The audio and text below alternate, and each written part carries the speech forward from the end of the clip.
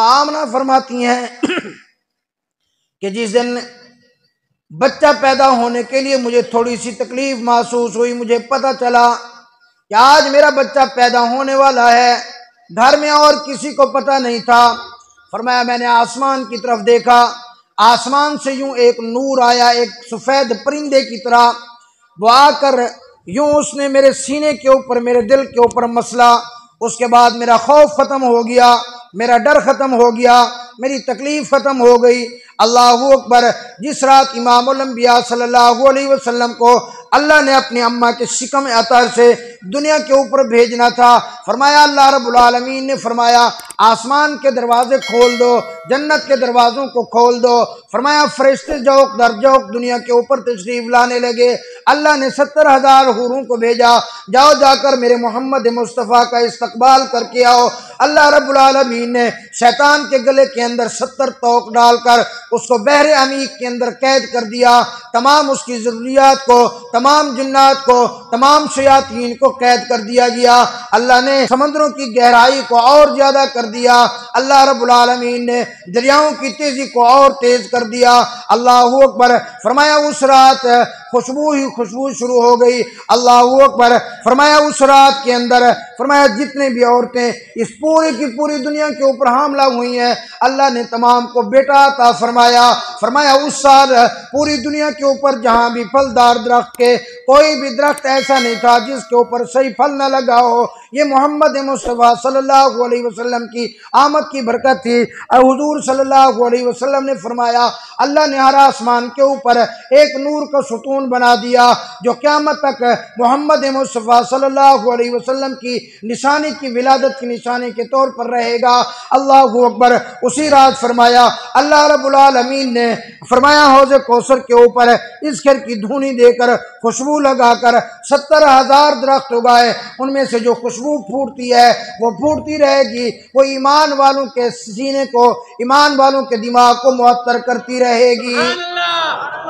अल्लाह इतनी चीज़ें कर दी। फरमाया उस रात पूरी की पूरी दुनिया के ऊपर जितने दुनिया के ऊपर बादशाह थे, जितना दुनिया के ऊपर मुल्क थे, जब वो सुबह उठे तो उनके तख्त उल्टे हुए थे।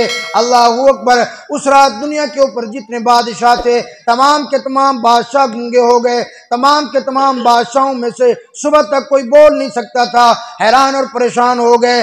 ताबीर बयान करने वालों को बुलाया, भाई ये क्या माजरा है? सारे बादशाहों के तख्त उल्ट दिए गए, सारे बादशाह गूंगे हो गए। उनमें से एक बहुत बड़े मुअब्बिर ने बताया जो तौरात ज़बूर इंजील का आलिम था, उसने कहा तुम्हें नहीं पता ये जो रात आई है, इस रात की जो निशानियाँ आई हैं, इस रात की जो अलामात आई हैं वो ये हैं कि आखिरी पैगम्बर इमामुल अंबिया सल्लल्लाहु अलैहि वसल्लम की जो ज़ात अक़दस है वो इस दुनिया के ऊपर तशरीफ़ ला चुके हैं। तुम्हारे जो ये तख्त उल्टे हो गए, मकसद ये था आज के बाद अगर शाही चलेगी मोहम्मद मुस्तफ़ा की चलेगी, आज के बाद नबूवत चलेगी मोहम्मद मुस्तफ़ा की चलेगी, आज के बाद सिक्का चलेगा मोहम्मद मुस्तफ़ा का चलेगा, आज के बाद बात मानी जाएगी मोहम्मद मुस्तफ़ा की मानी जाएगी, आज के बाद तौहीद का डंका बजेगा, आज के बाद शिर्क खत्म हो जाएगा।